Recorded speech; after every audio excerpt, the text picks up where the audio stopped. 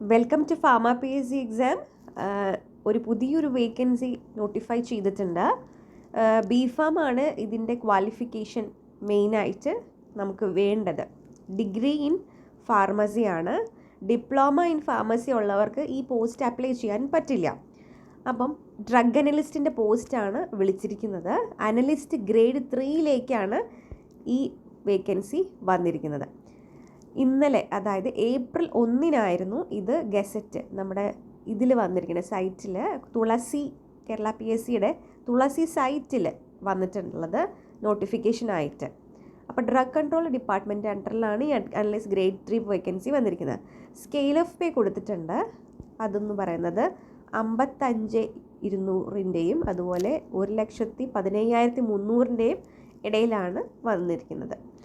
Number of vacancy ഇത് anticipated vacancy ആണ് പറഞ്ഞെങ്കിൽ എത്ര ടോട്ടൽ നമ്പർ ഉണ്ട് എന്ന് കൃത്യമായിട്ടും ഇതിൽ പറഞ്ഞിട്ടില്ല. ഇനി ലാസ്റ്റ് ഡേറ്റ് എന്ന് പറയുന്നത് മെയ് 2 അതിനു മുമ്പ് നിങ്ങൾ ഇത് അപ്ലൈ ചെയ്തിരിക്കുക. As usual Kerala P S സിയുടെ തുളസി സൈറ്റ് വഴിയാണ് നമുക്ക് ഇത് അപ്ലൈ ചെയ്യേണ്ടത്.